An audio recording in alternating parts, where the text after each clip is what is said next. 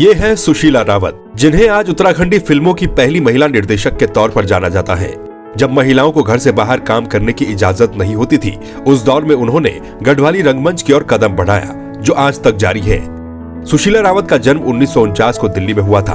पिछले 44 सालों से उत्तराखंड की बोली भाषा के लिए वो काम कर रही हैं। सुशीला रावत मूल रूप से पौड़ी गढ़वाल की रहने वाली है। सुशीला रावत अपनी कामयाबी का पूरा श्रेय अपने पति धीरज सिंह रावत को देती हैं, जिन्होंने इस सफर में कदम कदम पर उनका साथ दिया।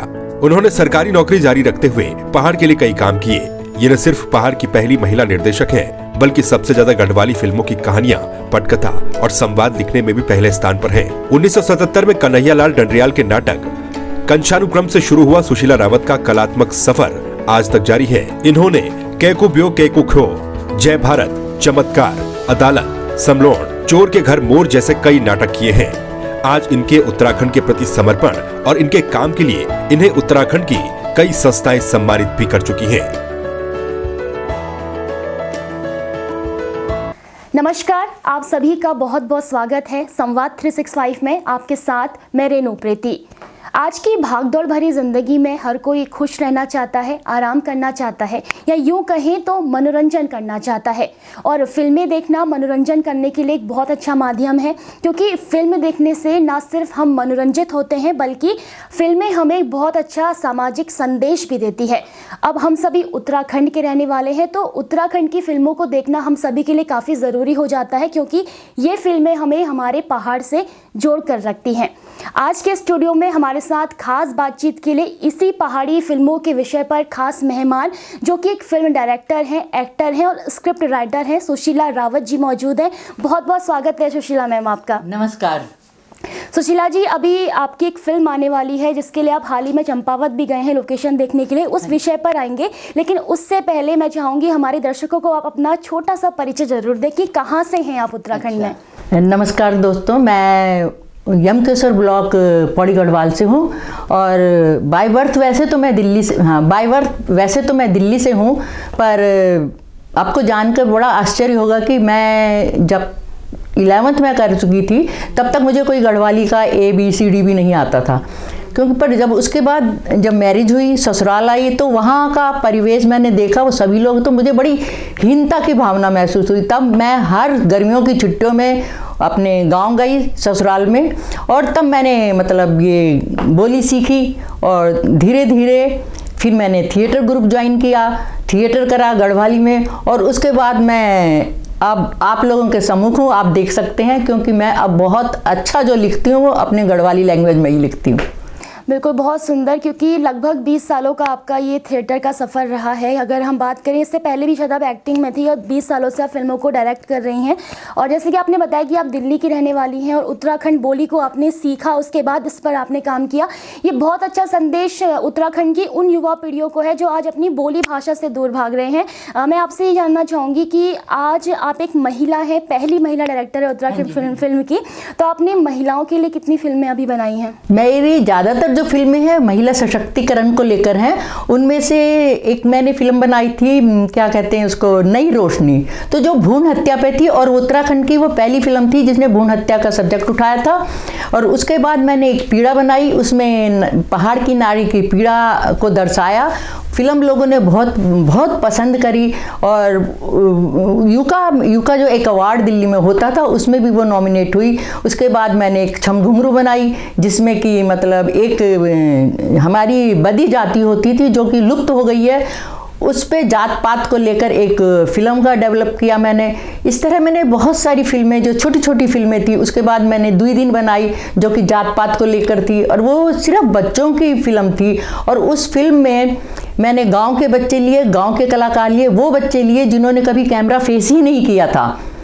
तो उस बच्चों ने, जब उन बच्चों ने वो फिल्म करी, तो मुझे भी वाकई में बहुत आनंद आया। बच्चे तो नेचुरल बॉर्न आर्टिस्ट होते हैं, और मैंने उनको मतलब कुछ सिखाया नहीं, उसको थोड़ा समझाया, बच्चों ने पिकअप किया, और उस फिल्म को मेरी यूका फेस्टिवल में बेस्ट फिल्म का अवार्ड मिला, 7 नॉमिनेशन मेरी फिल्म को मिले, जिसमें से 5 अवार्ड उसकी हमारी झोली में थे, और वो मेरे लिए बड़ी खुशी की बात थी। और उसके बाद मैंने उत्तराखंड की त्रादसी पे जो 2013 में आई थी, उस पर एक बाल कलाकार की मनोस्थिति को लिया, जिसने उस दुख को और उस दर्द को झेला है, और उसके हिसाब से मैंने वो फिल्म बनाई, जिसको वो भी मेरी नॉमिनेशन में फिल्म आई है, और उस फिल्म को भी लोगों ने बहुत सराहाया है, और मेरे दोनों बाल कलाकारों को भी उन्होंने पुरस्कृत किया। तो ये मेरे लिए बड़ी गर्व की बात है। बिल्कुल सुशीला जी, गर्व की बात उन सभी हम लोगों के लिए, सभी उत्तराखंडियों के लिए, क्योंकि पहाड़ में महिलाओं की काफ़ी सारी पीड़ा है, काफ़ी सारा दर्द है। उन दर्द को एक महिला ने समझा और उसे पर्दे पर उतारा। इसके लिए आपको बहुत बहुत शुभकामनाएं, क्योंकि आपने बताया कि आपको कई मूवी के लिए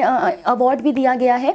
अब आपकी मूवी आ रही है हाल ही में, जो चंपावत, आप जिसके लिए गए थे। मैं चाहूँगी हमारे दर्शकों को बताएं इस फिल्म में क्या कुछ खास हमें देखने को मिलेगा और किन कलाकारों को आपने लिया है। देखिए, ये फिल्म जो है, इस फिल्म का नाम है चक्रव्यूह, और ये मैंने कभी 90 के उसमें एक अपना प्ले किया था प्रेम आहुति से। वो मैंने ओथेलो, जो कि शेक्सपियर का नाटक था, उस पे मैंने एक हिंदी नाटक लिखा था, रूपांतरित किया था। उसी को बेस लेकर मैंने अब ये चक्रव्यूह की रचना करी है।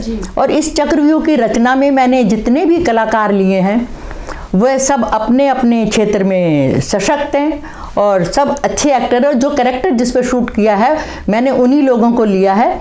और अभी इस फिल्म के लिए मैं चाहती हूँ कि फिल्म अपने आप में एक माइलस्टोन बने। उसके लिए मैंने इसके लिए पहले लोकेशन देखी हरसिल, उसके बाद वहाँ की स्थिति देखी, भी प्रॉब्लम काफ़ी है, सड़कें टूट जाती हैं, वो जाती हैं। इस बीच हम थोड़ा सा हमारा प्रोजेक्ट डिले हुआ। फिर अब हम गए चंपावत। तो चंपावत हमें टी स्टेट हमारी कहानी की डिमांड थी। तो टी स्टेट वाकई में मैं देखकर आश्चर्यचकित रह गई कि हमारे उत्तराखंड में इतना सुंदर टी स्टेट, और आज तक मेरे को लग रहा है किसी को मालूम ही नहीं है। कम से कम हमारे को, अगर हम अपनी फिल्म के जरिए उनको दिखाएंगे तो हमारे पर्यटन भी बढ़ेगा। और यही मेरा उद्देश्य है कि मैं कुमाऊनी या गढ़वाली फिल्म बनाना नहीं चाहती हूँ, मैं सिर्फ एक उत्तराखंडी फिल्म बनाना चाहती हूँ। तो मेरा ये रहेगा परिवेश कि मैं मतलब उन सबको समावेश एक ही फिल्म में कर सकूँ, और इसलिए मैं उसकी कॉस्ट्यूम पे और उनके फिल्मांकन पे बहुत ध्यान दिया है। और वह ये कहानी सास बहू की लड़ाई झगड़े की नहीं है, क्योंकि हम सास बहू का लड़ाई झगड़ा तो रोज ही देखते रहते हैं। तो ये कहानी एक सब्जेक्ट को लेकर है, और वो भी मेरे लिए बड़े गर्व की बात है कि मैंने शेक्सपियर का नाटक हिंदी में, और हिंदी वाला नाटक मैंने अब फिल्मों में लेकर आ रही हूँ। तो ये एक बहुत गर्व की बात है। बिल्कुल। और जैसे कि आपने बताया कि आप चंपावत गई, आपने वहाँ पे लोकेशन देखी। हम कहें ना, अगर हमारी देवभूमि की हम बात करते हैं तो ये बहुत सुंदर राज्य है फिल्मों की शूटिंग के लिए। जैसे कि आप भी दिल्ली की रहने वाली हैं और आप उत्तराखंड आके इन फिल्मों की शूटिंग कर रही हैं, आपको क्या लगता है? क्योंकि आज अगर हम देखें ना, तो लोग जो है उत्तराखंड से बाहर की तरफ भाग रहे हैं। उत्तराखंड में पिक्चरों की शूटिंग बहुत कम, हालांकि अब लोगों का रुझान जरूर, लेकिन एक समय था जब बिल्कुल बंद हो गया था। क्या समस्याएं आपको लगती है, कैसे इन पर लगता है आपको कि बदलाव आना चाहिए ताकि लोग फिल्मों की शूटिंग के लिए उत्तराखंड आए? हाँ, देखिए, मैं सबसे पहले तो अपने प्रोड्यूसर जो हैं जोधा फिल्म्स वाले श्री संजय जोशी जी का धन्यवाद करती हूँ, जो मेरे को सहारा देते हैं, जो मेरी कहानियों को सजाने और संवारने का। क्योंकि मैं तो लिख लेती हूँ, पर उसके लिए हमें बहुत कुछ चाहिए होता है। तो जोशी जी वो ऐसे शख्स हैं जिनकी जितनी तारीफ की जाए उतना ही कम है। तो उनको एक बार कहने की ज़रूरत थी, तो उन्होंने बोला नहीं नहीं आप करो। जबकि उनको पता है कि उत्तराखंड की फिल्मों में मतलब वो रिटर्न नहीं है, पर वो भी अपनी संस्कृति और उसके प्रति इतना समर्पित हैं कि उन्होंने बोला कोई नहीं करो। तो हम भी ईमानदारी के साथ उनके साथ काम करते हैं। और देखिए, फिल्मों की जहाँ तक बात आप कर रहे हैं, तो फिल्मों का भविष्य मैं कह नहीं सकती, पर हाँ देखो, कोई भी स्टेट हो, मणिपुर है, ये है, सब ये पहाड़ी इलाके हैं, तो वहाँ की गवर्नमेंट उन्हें सपोर्ट करती है। तो मैं चाहती हूँ कि हमारी गवर्नमेंट भी हमारी फिल्मों को सपोर्ट करे। हाँ, अभी कुछ मेरे ख्याल से 1-2 साल पहले उन्होंने एक सब्सिडी का प्रावधान करा है। वो सब्सिडी देते हैं हमारी फिल्मों को, पर वो थोड़ा मतलब ये है कि हाँ, थोड़ा सा ऑक्सीजन हमें मिल रहा है। और मैं अपने जितने भी निर्माता निर्देशक हैं उनसे यही रिक्वेस्ट करूंगी कि मतलब तुम ऐसा सब्जेक्ट लेकर आओ जिससे हमारा पर्यटन बढ़े, हमारे लोगों को वहाँ को रोजगार मिले, और वहाँ के लोगों को एक अच्छी कहानी लोगों के समक्ष आए। तो लोग क्यों नहीं हाथों हाथ लेंगे। ऐसी बात नहीं है कि हमारे लोग फिल्मों को नहीं देखते या नहीं पर उनके टेस्ट के हिसाब से हमें फिल्में बनानी पड़ेंगी। और उसके साथ साथ इस फिल्म में सबसे बड़ी बात यह है कि मैं ना एक कल्चर लेकर जा रही हूँ। हमारी कॉस्ट्यूम, जो पुरानी कॉस्ट्यूम है जिसको हमारे पूर्वज पहनते थे, वो लोग भूल गए। भूल क्या गए, लोगों को पता ही नहीं है आज की जनरेशन को हमारी कॉस्ट्यूम क्या होती थी, हम क्या पहनते थे। तो मैं उसको लेकर इस फिल्म में आपको कॉस्ट्यूम्स आपको दिखाई देंगी। कॉस्ट्यूम डिज़ाइनर हमारे बहुत अच्छे हैं, कैलाश भट्ट जी से वो फिल्मों के जो ये कॉस्ट्यूम है वही डिज़ाइन कर रहे हैं। वो हमारे आर्ट डायरेक्टर और ड्रेस डिज़ाइनर भी हैं। तो ये सब चीज़ें अगर हम छोटी छोटी चीज़ों पे काम करेंगे तो फिल्में ज़रूरी है कि अच्छी बनेंगी और लोग, हमारी जो पब्लिक है वो ज़रूर उसको अपनाएगी, हाथों हाथ लेगी। तो ये मेरे सबसे ही निवेदन है कि इन छोटी छोटी बातों पे ध्यान दें और एक अच्छी फिल्म अपनी पब्लिक के सामने रखें। बिल्कुल सुशीला जी, और वहीं अगर हम बात करें, ये तो आपकी फिल्म जो आने वाली है उसकी बात है और दर्शकों को काफ़ी पसंद भी आएगी, हम उम्मीद करते हैं, क्योंकि आप बहुत अच्छा सब्जेक्ट लेकर चल रही हैं। और जैसे आपने बताया कि इसमें गढ़वाल कुमाऊनी दोनों परिवेश की जो सांस्कृतिक पोशाक है वो देखने को मिलेगी। एक बहुत अच्छा संदेश है, क्योंकि हमारा पूरा उत्तराखंड एक है, गढ़वाल कुमाऊं इसके दो मंडल हैं और दोनों ही मंडलों की आपको पोशाक इनकी फिल्म में देखने को मिलेगी। तो बहुत अच्छी ये संस्कृति की मिश्रित है। आगे मैं आपसे कहूँगी, क्योंकि आप 20 साल पहले से थिएटर कर रही हैं और उस समय क्या था कि कैसेट का ज़माना था, लोग सीडी में फिल्में देखते थे। आज समय की मांग को देखते हुए, क्योंकि समय बदलाव हो चुका है, अब डिजिटल फॉर्म पर यूट्यूब के जरिए लोग पिक्चरों को देख रहे हैं, कितना बदलाव आप इसमें देखती हैं? क्या कहते हैं, देखिए मतलब जब सीडी का ज़माना था ऐसा नहीं है, सीडी के ज़माने में करोड़ों का बिजनेस हुआ है, पर सीडी को जो मार मारी है वो पैरासिटी कर देते, उसकी नकल बना देते। हमने मान लो एक फिल्म बनाई, उसकी एक सीडी हम 50 रुपए में बेचते हैं, तो मार्केट में जाने से पहले एक सीडी ली, उसकी नकली बना दी, 20-20 रुपए में बेच दी। तो वो जो हमारा व्यापार था वो वहीं खत्म हो गया, इसलिए उनका चलन जो था वो बंद हो गया। ठीक है ना। उसके बाद ये आज यूट्यूब का ज़माना आ गया, कुछ भी चाहो कैमरे से खींचो, यूट्यूब में चले जाओ। तो इसलिए मतलब वो क्वालिटी जो लोग चाहते हैं अंदर से वो नहीं मिल पा रही है। तो फिल्म एक ऐसी माध्यम है जिसको हम लोगों को एक क्वालिटी और एक हेल्दी जो है एटमॉस्फेयर, हेल्दी हमारी अपनी जो अपनी संस्कृति है उसको हम लोगों के सामने ला सकते हैं। और ये बहुत ही अच्छा माध्यम है, इससे रोजगार मिलेगा, पर्यटन का बढ़ावा मिलेगा। और हम देखो, हमने अभी रिसेंटली जो हम चंपावत में देखा, वहाँ पे एक घटोत्कच का मंदिर था। उस मंदिर को देखकर हम अपने आप में मतलब खुद मैं इस स्थिति, इस एज में आ गई हूँ, मैंने पहली बार सुना कि वहाँ घटोत्कच का मंदिर है। और वहाँ पे 5 इतने विशालकाय वृक्ष हैं कि जिन्हें वो युधिष्ठिर, अर्जुन और ये नकुल सहदेव के नाम से वो 5 वृक्ष हैं, वो हजारों साल से वहाँ एज इट इज खड़े हुए हैं। तो वो मतलब देखकर बड़ा अच्छा हुआ। मेरी इच्छा ये है, मेरी चाहत है कि ईश्वर ने साथ दिया तो हम अपने फिल्म का मुहूर्त शॉट उस घटोत्कच मंदिर से ही करेंगे, ताकि लोग उस मंदिर को देखने भी आएं और ये हमारी एक पब्लिसिटी भी हो जाएगी उस मंदिर की, जो लोगों को आज तक नहीं पता। तो ये भी हमारे लिए अर्निंग का एक सोर्स हो जाएगा। जी बिल्कुल, बहुत बढ़िया। और एक और सवाल मैं आपसे, और आखिरी सवाल लेना चाहूँगी, क्योंकि आज हम देख रहे हैं हमारा जो उत्तराखंड है, जो यहाँ की युवा पीढ़ी है, वो कहीं ना कहीं अगर हम बात करें तो अपनी संस्कृति से भाग रही है, अपनी पहाड़ी संस्कृति से भाग रही है और दूसरी संस्कृति की तरफ जा रही है। तो उन युवाओं को आप क्या संदेश देना चाहेंगे? क्योंकि कई युवा ऐसे हैं जो फिल्मों में काम करना चाहते हैं, तो वो कैसे पहाड़ी फिल्मों की तरफ आकर्षित हो, इसके लिए क्या कुछ आप कहेंगे? देखिए, आजकल के युवा सोचते हैं एक ही दिन में एक्टर बन जाएं, तो ऐसा हो नहीं सकता। उसके लिए उन्हें स्टेप बाय स्टेप चलना पड़ेगा और उसके लिए उन्हें अपनी बोली पे कमांड होनी चाहिए। जब तक कमांड नहीं होगी, और मुझे ऐसा नहीं लगता है वो न लोग सीख रहे हैं।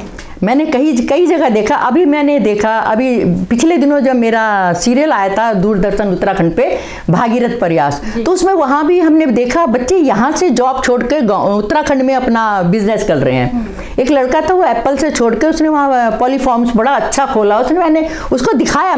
वो दिखाने का मेरा उद्देश्य ये था कि यहाँ काम की कमी नहीं है, काम बहुत है। अभी रिसेंटली हमें वहाँ पे एक यंग चाइल्ड मिला, नीरज, और वाकई में वो भी मतलब गांव में ही रह रहा है। उसने बड़ा अच्छा फार्म हाउस, मतलब तुम फार्म हाउस ही आप उसको कहेंगे, कितने एकड़ पे घर बना रखा है, पूरा परिवार वहाँ रहते हैं। तो वो भी यंग है, वो भी तो वहीं काम करना चाहते हैं ना। और उसने इतना सहयोग दिया ना हमें लोकेशन ढूंढने में। सुबह 9 बजे से लेकर शाम को 6 बजे तक वो बच्चा हमारे साथ रहा और उसने एक लोकेशन हंट कराई, बहुत हेल्प करी। तो इस तरह के बच्चे हैं। और हम जब वहाँ जाएंगे तो वहाँ के लोकल जो कलाकार हैं उनको हम काम देंगे, तो उनको भी अर्निंग मिलेगी। तो ये मतलब ये एक चैन हो जाएगी, एक के बाद एक, एक के बाद एक। तो मैं ये सबसे यही गुजारिश करती हूँ कि आप प्लीज़ उत्तराखंड में आइए और उत्तराखंड के जितने भी हमारे पर्यटक स्थल हैं वो लोगों तक ले जाए। वो खाली हमारे गढ़वाल या कुमाऊं के लिए नहीं होगा या उत्तराखंड के लिए नहीं होगा, ये पूरे वर्ल्ड के लिए होगा कि लोग देखेंगे हाँ कि यहाँ ये टूरिज्म है या ये है।